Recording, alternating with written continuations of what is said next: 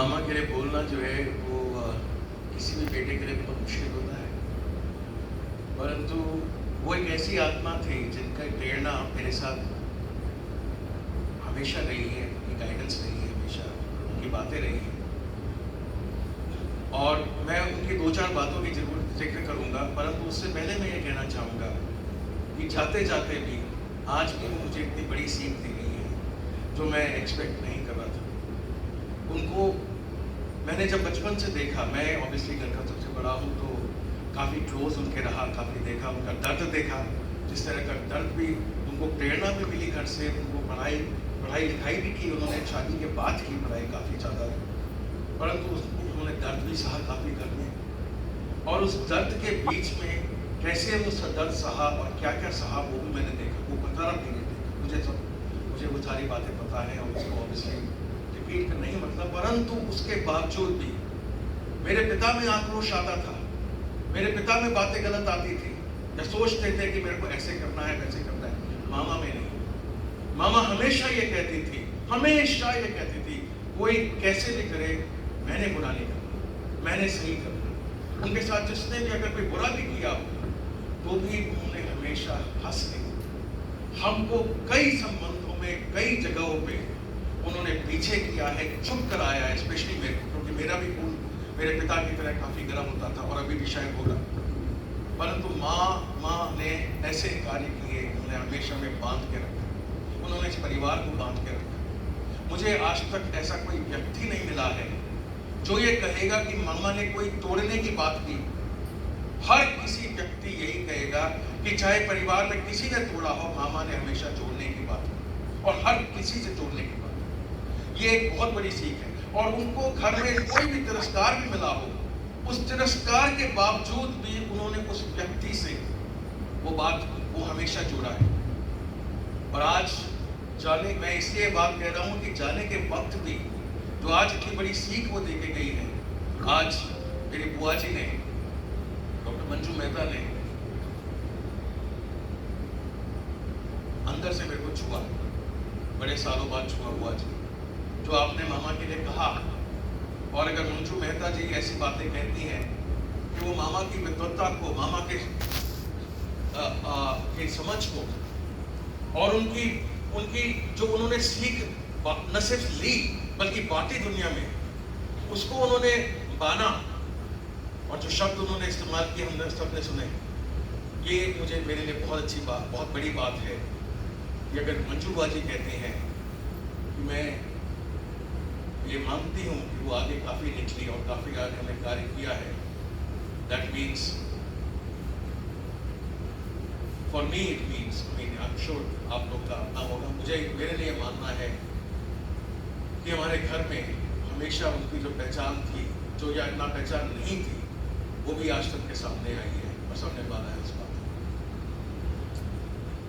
मामा के कार्य, मामा की किताबें हमेशा बोलेंगी। मामा का सबके साथ, किताबों के अलावा जो सबके साथ सहयोग था वो हम सबको पता है।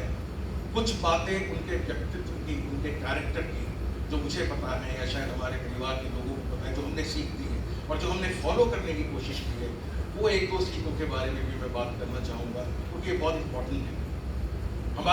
हम गरीब थे, गरीब इन द सेंस मेरे पिताजी का बिजनेस में खास नहीं चलता था, सबको पता है, यहाँ पे बहुत से लोगों को पता है।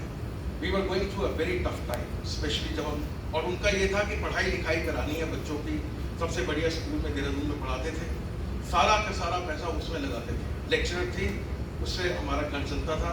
परंतु घर जो है वो सबके लिए खुला होता था कि हमारी खाने के टाइम पे बुआ जी से बात हो रही थी, परोठे बनेंगे तो सबके लिए बना के, कोई हमारे घर में कोई कमी का कोई आएगा, अतिथि देवो भव से भी ज़्यादा कुछ होता है वो करने की वो कोशिश करते थे। परंतु वो एक एनएसएस का कैंप लगाती थी, और एनएसएस के कैंप को लेके वो अलग अलग जगह जाना, वहाँ पे एनएसएस का कैंप लगाना।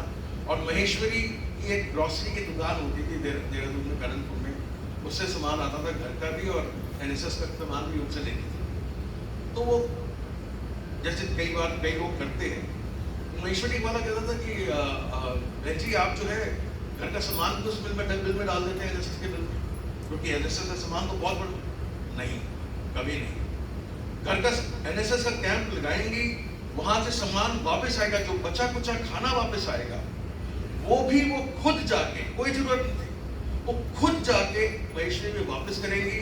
उसका पैसा जो आएगा वो जाके ऑफिस में जमा करेंगे। आप सोचिए क्या करता है लोगों के चरित्र आजकल जो है। वो एक बार मुझे याद है हमारे घर में चावल नहीं था, तो मैंने कहा, मेरे पापा ने भी कहा निकाल दो, उससे निकाल सकते खाना, राशन पड़ा है वापस। कर नहीं, आज चावल नहीं बनेंगे, जो है वो खाएंगे। हमने कोई और पैसा नहीं छोड़ा। ये व्यक्तित्व था और ये सीख उन्होंने हमें दी और मैंने अपने जीवन में वो सीख हमेशा मानी, पाली, उसको उस पर चला हूं कि चाहे कुछ भी हो, चाहे भूखे रहे, परंतु हमने किसी का मांगा हुआ या किसी से चुराया हुआ, चाहे, और वो मुझे लोग करके दी, मैंने कहा मैं देख रही हूँ ना, और कोई देखे ना देखे क्या फर्क पड़ता है, मैं देख रही हूँ ना, मैं ये कार्य नहीं कर सकती और मैं नहीं, अगर मैं ये कार्य करूंगी तो मेरे बच्चे भी इस दिशा में जाएंगे, ये कार्य नहीं होगा। ये सीखें जो है बचपन में दी जाती हैं, ये बच्चों के आदर्श जो बनाए जाते हैं, ये इस तरह, मतलब उनकी बातों के अलावा, उनके कार्य के अलावा, उनके प्रेम के अलावा, जिससे हम सब लोग जानते हैं उनकी किताबों के, उन्होंने उनका कैरेक्टर स्ट्रॉन्ग, किसी के साथ कुछ, कोई उनके साथ कोई बुरा कर दे, मैंने बुरा नहीं करना, सबके साथ प्रेम भाव रखना, सारे संबंध निभाने। मुझे कोई ऐसा परिवार, ऐसा व्यक्ति नहीं मिल सकता जो ये कहे कि मामा ने संबंध ना निभाए। मेरे पिता के लिए बोल सकते हैं, मेरे लिए तो 100% बोलेंगे, मामा ने संबंध ना निभाए हो, ऐसा कोई व्यक्ति नहीं मिलेगा। आई डोंट नो, मैं कई बार सोचता हूँ उस तरह के व्यक्तित्व को फॉलो करना बहुत मुश्किल है। कोशिश करेंगे। मेरा भाई इस समय, इस सबसे बड़ी बात एक और कहने की जो मैं उसी कह रहा था, इस परिवार में असली श्रवण कुमार ये बैठे हैं और ये जो ब्रिगेडियर अंशुमान नागन है, ये आदर्श पुत्र, न सिर्फ मामा की, तो पूरी दुनिया के लिए इन्होंने आदर्श स्थापित किया। जिस तरह से सेवा करते थे, हर समय कोई उनका दर्द हो, ये बंदा खड़ा है। मैं कनाडा रहता हूँ, मैं तो ऑब्वियसली नहीं कई बार नहीं आ पाता था, दूर से बातें होती थी, पर ये लड़का, ये हमेशा मामा के साथ था, चाहे आसाम में हो चाहे कहीं हो। न सिर्फ रोज वो बात करना, इसने उनकी सेवा ऐसे की है, न सिर्फ उनकी, मेरे पिता की भी सेवा ऐसे की है जो कोई ऐसा श्रवण कुमार हर माँ बाप को मिले। और ये उसके मामा के भी कर्म थे। मैं ये कहूँगा, मामा हमारे भी कर्म अच्छे थे, मामा के भी कर्म अच्छे थे। जो अंशु जैसा, अंशु धन्यवाद, थैंक यू अंशु।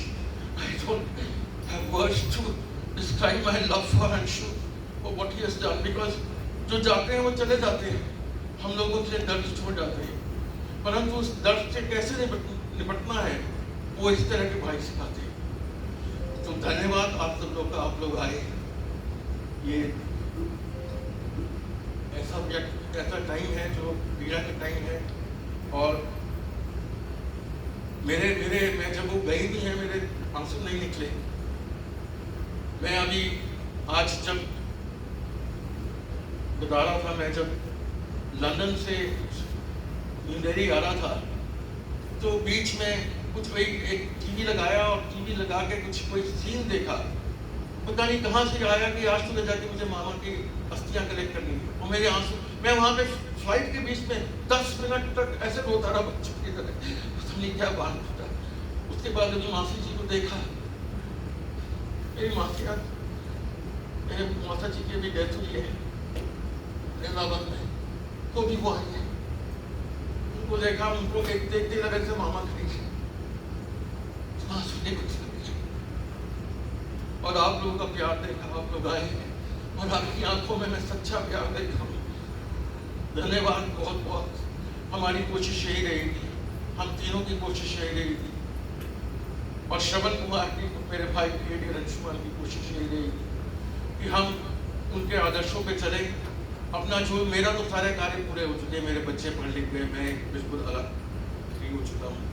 मैंने अपना सारा कार्य टाइम जो है वो समाज कल्याण में जितना भी कर सकता हूँ, कनाडा में, यहाँ पे कोर्स में लगाया हुआ है, वही करता हूँ। तो हमारी यही कोशिश रहेगी कि अपना जो भी वक्त बचा है वो समाज की सेवा में लगाएं, उनके आदर्शों को फॉलो करें और उनके नाम को, मंजू नारायण एक ऐसा नाम है जो कभी अपने कार्य को ऐसे छोड़ गया कि नहीं मिटता। पर ये आप सब लोगों से वादा है कि हमारा परिवार उस नाम को आगे बढ़ाने के लिए हमेशा कार्यरत रहेगा। और आपके आशा है, आपके सहयोग और प्रेम की हम गुजारिश करते हैं। धन्यवाद। सीधे बैठेंगे सभी।